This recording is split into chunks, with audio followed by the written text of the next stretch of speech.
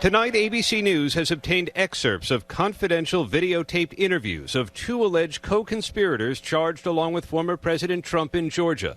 The two attorneys in these videos have now turned and are cooperating with authorities. Sidney Powell, who once claimed that dead Hugo Chavez was one of the reasons behind Trump's loss, and Jenna Ellis cut plea deals on reduced charges in exchange for their cooperation, giving interviews to prosecutors. We're here with a proffer with Ms. Jenna Ellis. Ellis, who falsely claimed ballots were manipulated, recounting a time at the 2020 White House Christmas party when she said Trump aide Dan Scavino told her Trump planned to simply refuse to leave the White House. He said to me in a kind of excited tone, well, we don't care and we're not going to leave. Ellis said she asked him, what do you mean? He said the boss is not going to leave under any circumstances. We are just going to stay in power.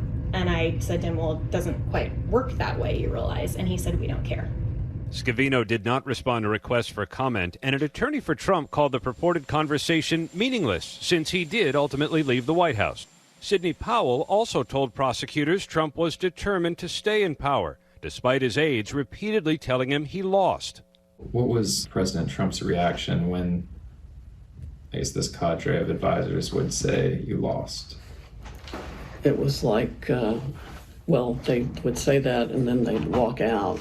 And he'd go, see, this is what I deal with all the time. Trump has pleaded not guilty and denied wrongdoing. After Powell's guilty plea, they both denied she was his lawyer. But Powell told prosecutors Trump knew she was one of the few willing to support him. I was the most experienced federal practitioner in the group. Did I know anything about election law? No. Powell pushed that outrageous conspiracy theory that voting machines were controlled by Venezuela, even pointing a finger at former dictator Hugo Chavez, who died nearly a decade earlier. This was exported from Venezuela and by Maduro and by Mr. Chavez. This is the consummate foreign interference in our election. She told prosecutors Trump weighed a plan to seize voting machines in multiple states, despite no evidence of ballot fraud. That would have allowed the machines to be secured in 4 or 5 states or cities and see about doing a bipartisan or military or whatever everybody agreed on review of the machines.